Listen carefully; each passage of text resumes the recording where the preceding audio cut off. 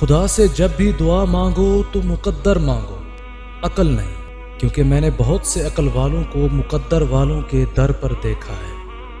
اپنوں کو ہمیشہ اپنے ہونے کا احساس دلاؤ، ورنہ وقت آپ کے اپنوں کو آپ کے بغیر جینا سکھا دے گا۔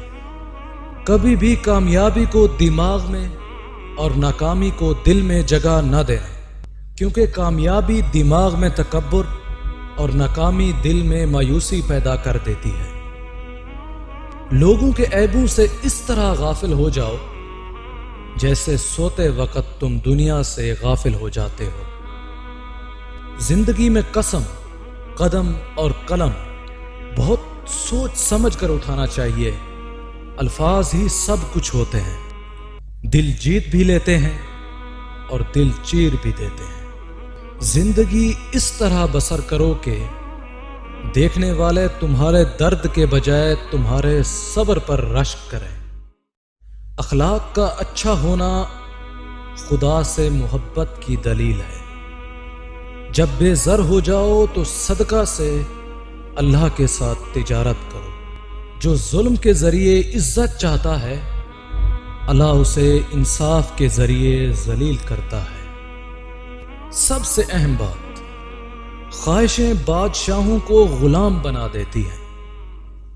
خواہشیں بادشاہوں کو غلام بنا دیتی ہیں، مگر صبر غلاموں کو بادشاہ بنا دیتا ہے۔ صبر ایک ایسی سواری ہے جو اپنے سوار کو گرنے نہیں دیتی، نہ کسی کے قدموں میں اور نہ کسی کے نظروں میں۔ نا امید شخص ہر اچھا موقع بھی گنوا دیتا ہے، اور پر امید شخص ہر پریشانی میں بھی موقع تلاش کر لیتا ہے۔ انسان کی تمام پریشانیاں دو باتوں کی وجہ سے ہیں۔ تقدیر سے زیادہ چاہتا ہے، وقت سے پہلے چاہتا ہے۔ تھوڑا غور کیجئے گا، آنکھ دنیا کی ہر چیز دیکھتی ہے، مگر جب آنکھ میں کچھ چلا جائے تو اسے نہیں دیکھ پاتی۔ اسی طرح انسان دوسروں کے عیب تو دیکھتا ہے، مگر اسے اپنے عیب نظر نہیں آتے۔ دو اعمال ایسے ہیں جن کا ثواب کبھی تولا ہی نہیں جا سکتا، معاف کرنا اور انصاف کرنا۔ مجھے مایوس ہونے والے شخص پر تعجب ہوتا ہے جبکہ اس کے پاس استغفار کی قوت موجود ہو۔ خوش قسمت ہے وہ انسان جس کے لیے کوئی روئے، بد قسمت ہے وہ شخص جس کی وجہ سے کوئی روئے۔ تنگ دستی میں سخاوت کرنا، غصے میں سچ بولنا اور طاقت ہوتے ہوئے معاف کرنا بہترین نیکی ہے۔ اگر تم موت کی رفتار کو دیکھ لیتے تو امیدوں سے نفرت کرتے اور کبھی ان کو پورا کرنے میں مصروف نہ ہوتے۔